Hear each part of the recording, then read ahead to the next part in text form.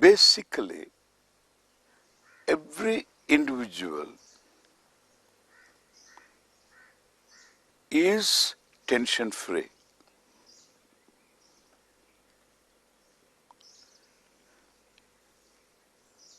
Because basically one is objective, being cognitive. A cognitive person has no subjectivity.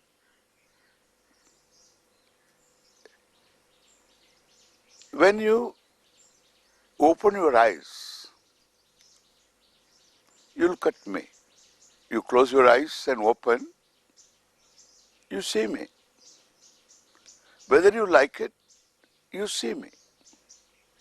If I am within the range of your sight, and I fulfill as an object of sight all the requirements, means I am lighted adequately. You will see me. Therefore, basically, you are a cognitive person. Tension free. There is no tension. You just see me. Tension starts later. When you see an object, there is no tension. Then afterwards, tension starts. Why this fellow is here now? Tension starts. Again, I have to deal with this person. Tension starts. How will I answer this person? Fasten the seat belt. You have to prepare yourself to face the person. It's very unfortunate. Even children cannot just openly see the parents, welcome the parents. Children have to prepare themselves how to relate to the parents. We need to discuss this later. When I say later, I mean it. I will discuss. We need to learn how to even bring up children.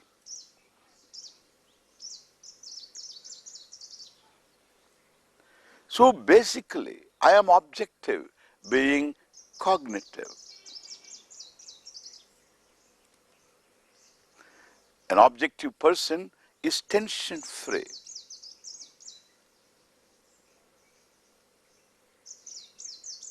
It is this tension free basic person is the meditator.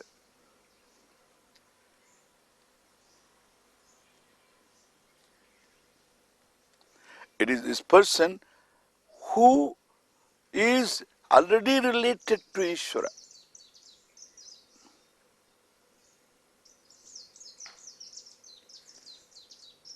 The truth about this we will discuss elaborately in another talk.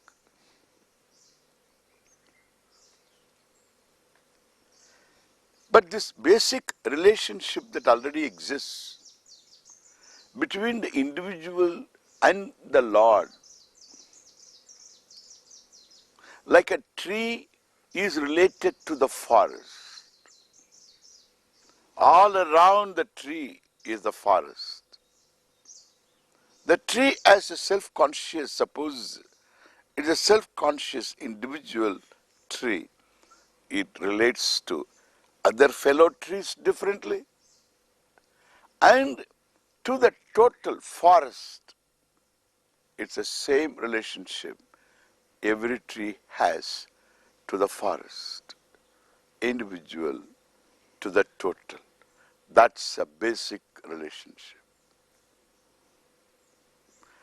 If in relationship there is such a thing as absolute relationship, this is the one. The implications we will see clearly. But now, so this person highlights the relationship through a mental action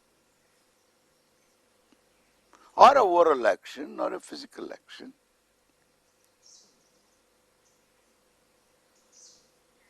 which is, we call it as Kayikam Karma, Vachikam Karma and Manasam Karma, which we are dealing with now. Meditation. So the basic person has to be basic, for which I do a few things, and one of them is to keep the people external.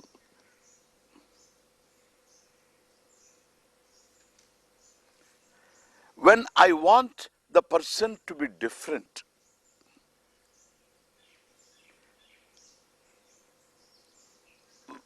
which is not uncommon and which is not illegitimate, which is reasonable, if I feel that way, when I want the person to be different, I want the person to be different, period. There's nothing wrong in it. Maybe for others it is unreasonable, my expectation, but for me it's all reasonable. Otherwise I won't have it. I expect the person to behave in this manner. Why? Because I will be more comfortable. Nothing wrong. But then that person happens to be the person she is. If that person can change, would have changed your play. Doesn't change, either because the person doesn't see the reason for a change, or the person is not able to change. There may be 100 different reasons. Given the background, the person perhaps cannot change. This is how the person is. I need to accept that. If I don't accept that, I am the sufferer, and the person also may be to some extent a sufferer. So I make the other also suffer, and I suffer, and one suffers the other, each suffers each other. This is called continued relationship.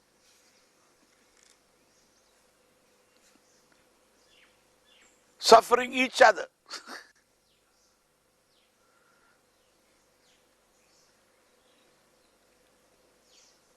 And all that is required is little understanding, a degree of compassion, granting freedom to the other. In my love for my mother, I grant freedom for my mother to be what she is, what she was. Father to be what she is, what she was. In my love and care, brother, sister to be what she is. In my perception may be totally wrong or partially wrong or right.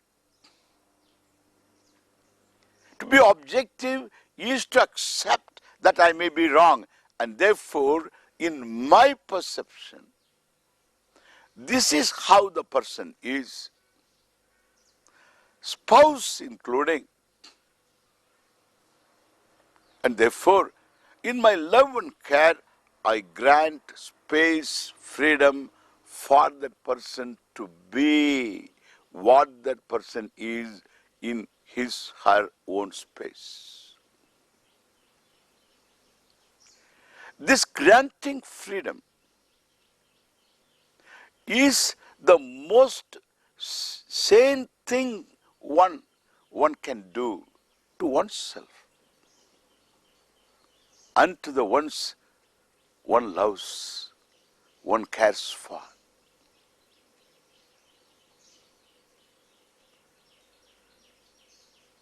This is what one can do the maximum, or I would say the minimum. Granting freedom for the other to be what that person is in your love and care. Honestly, it's not at all difficult because you care for the person, because you love the person. It is that person that bothers you. The person unknown doesn't bother you as much. Unknown also can bother because in a way known. In a way known. It's not totally unknown. Totally unknown doesn't bother you. And therefore, so granting freedom is an act of granting. You can do it. It is an act of granting. What is an act? Say, this is how the person is. Full stop. Period.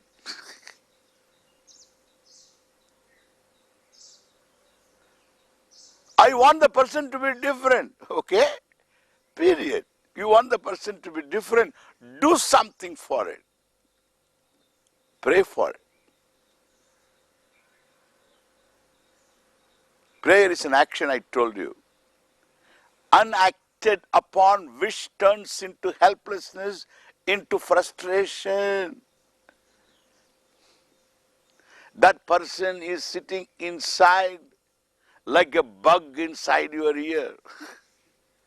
An active live bug which is dumb, doesn't want to know, wants to come out, doesn't know how to come out. It makes an attempt. How comfortable you would be.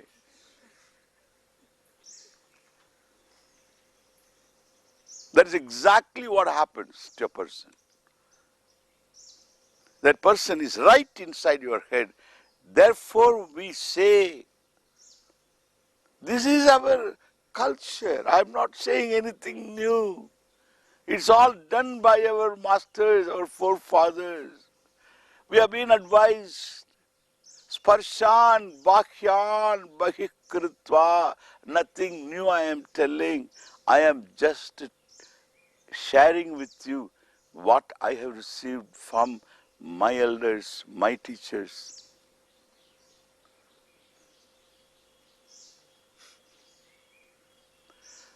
Bhakyan, sparshan,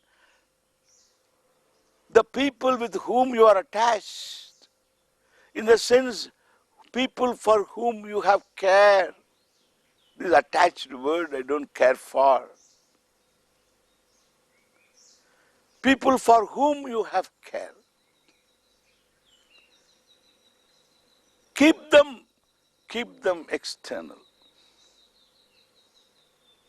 In the sense, retain your love and care with you. They are going to be with you anyway.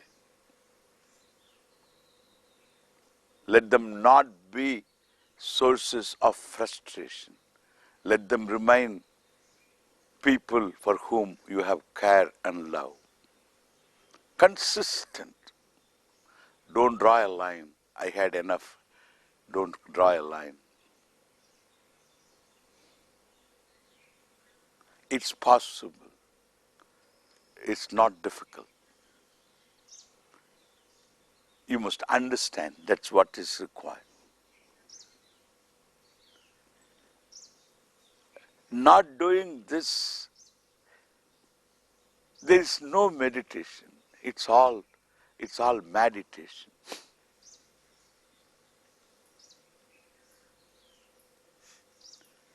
One needs to be a meditator.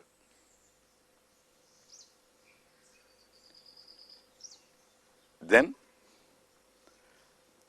keeping the people, external people, external,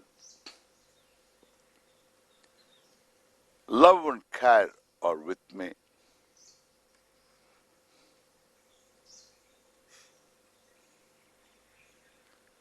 I become free from tension. In other words, I am objective. To my breathing, I am objective. I watch my breathing. I visualize my body. I watch my breathing.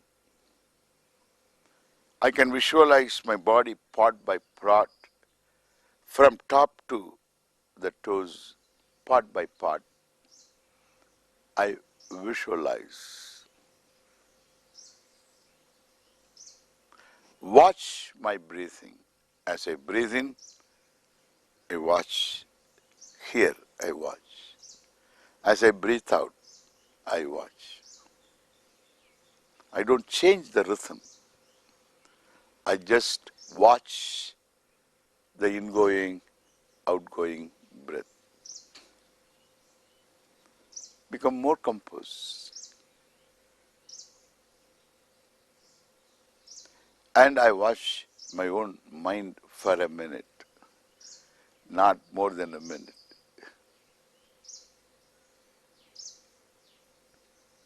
Watching the mind all the time is not a great idea. According to classical definition of meditation. Even though watching the mind is one type of meditation advised, I respect that also. I'm talking of the classical form.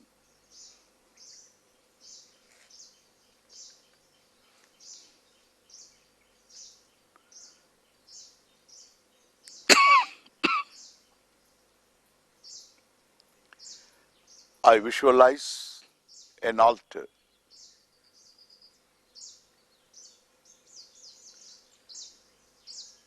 and I have a range of steps.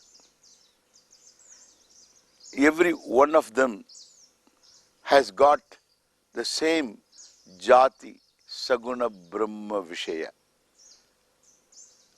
The same, what we say, the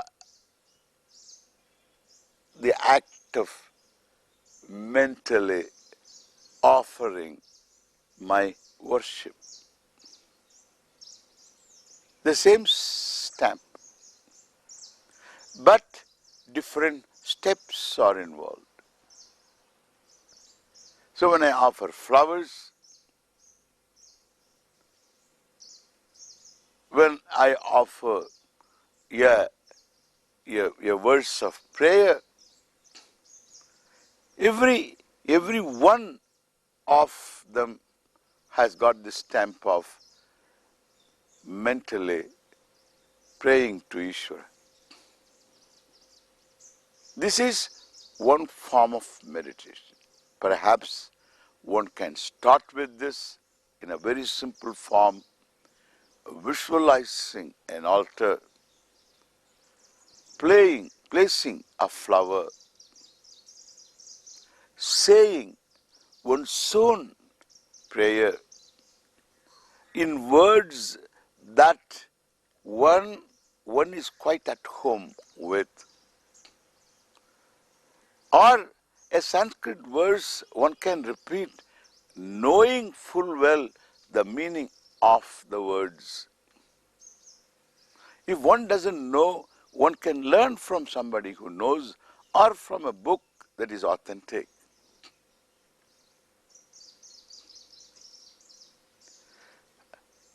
And then you can come to one particular chant like Om Namah Shivaya, Om Namo Narayanaya, any one particular chant, like even if one is initiated into any Gayatri or anything, whatever it is, one can chant. I'm just telling. The spiritual culture, in our culture, this is what we do. I'm introducing to you what we do. Every Indian should know what the spiritual culture of India so asks us to do. Every Indian has got a birthright to know this spiritual culture. In this culture, so this Manasam karma is important, and therefore if one offers one's prayer mentally in any language, in Hindi, in Tamil, in Sanskrit, in Urdu, or even in English, it is meditation, it is mental prayer. This is Indian spiritual culture.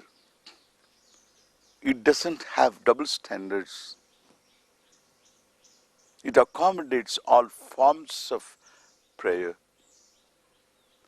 Mental prayer is equally valid, but then it has something that has special to offer as a drishtapalam. As drishtapalam, it has something to offer. And it is important to have this drishtapalam.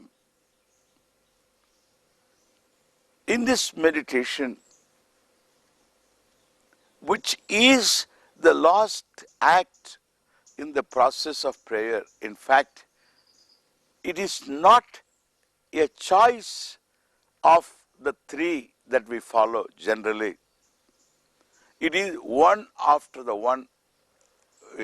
other we follow.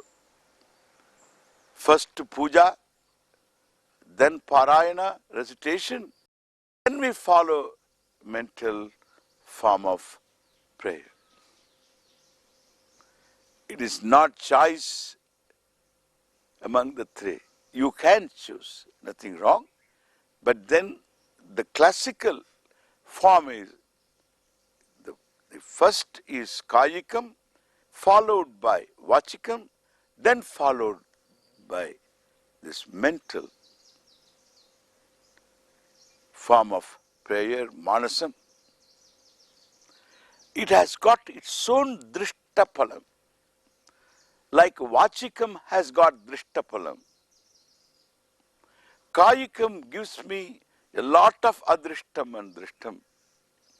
But vachikam gives me a drishtapalam which is its own drishtapalam, laya.